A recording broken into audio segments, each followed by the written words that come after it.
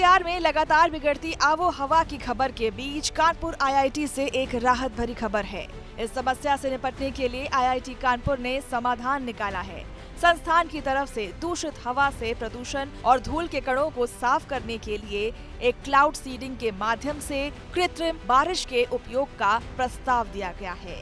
बताते चले कि कानपुर आईआईटी बीते करीब 5 सालों से कृत्रिम बारिश के लिए आवश्यक परिस्थितियां बनाने के लिए काम कर रहा है। बीती जुलाई में इसका सफल परीक्षण भी किया गया। रिपोर्ट्स कहती है कि शोधकर्ताओं द्वारा क्लाउड सीडिंग के लिए नागरिक उड्डयन महानिदेशालय समेत अन्य सरकारी विभागों से जरूरी अनुमतियां ले ली हैं।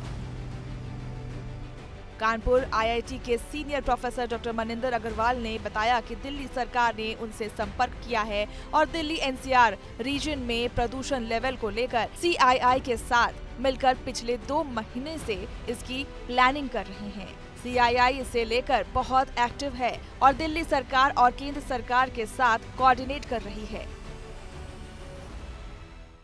आईआईटी कानपुर के पास एयरक्राफ्ट है अपना, जिसमें क्लाउड सीडिंग करने के लिए फ्लेयर्स का अटैचमेंट इस समय लग चुका है और उसको डीजीसीए ने अप्रूव भी कर दिया है। तो अब इसके द्वारा हम क्लाउड सीडिंग कहीं भी कर सकते हैं।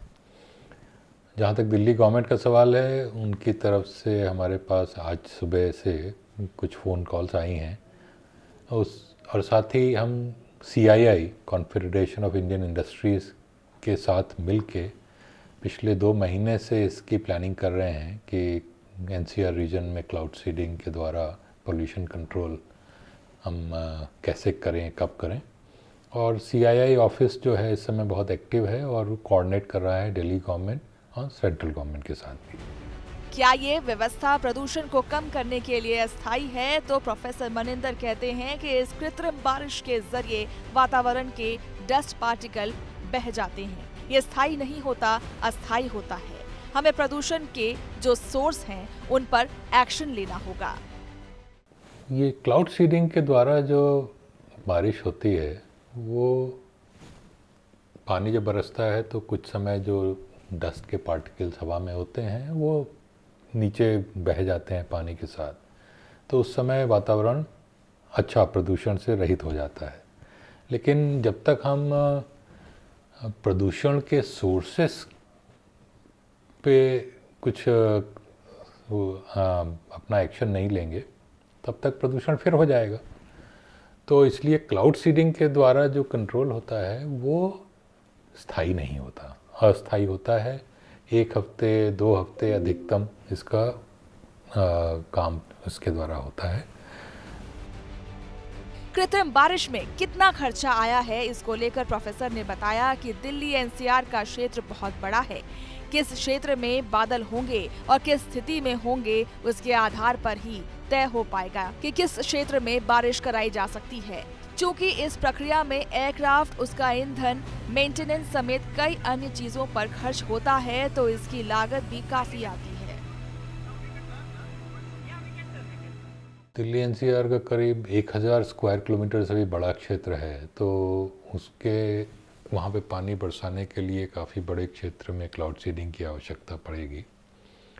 अब ये इस पर निर्भर करता है कि बादल किस क्षेत्र में मिलते हैं। ये भी ज़रूरी नहीं है पूरे दिल्ली एनसीआर के ऊपर ही बादल हों।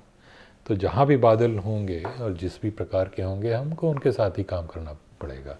उसके ऊपर हमारा कोई कंट्रोल नहीं है।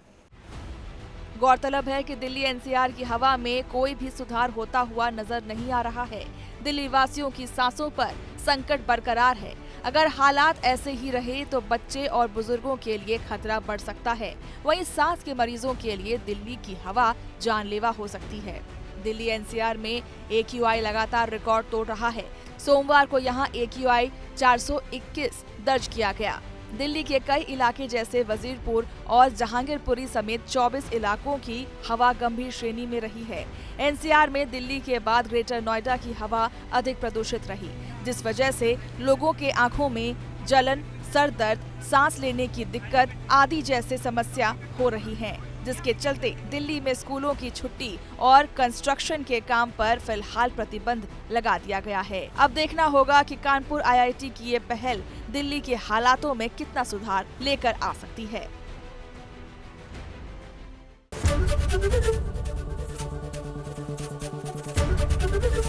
एबीपी गंगा, खबर आपकी, जुबान आपकी।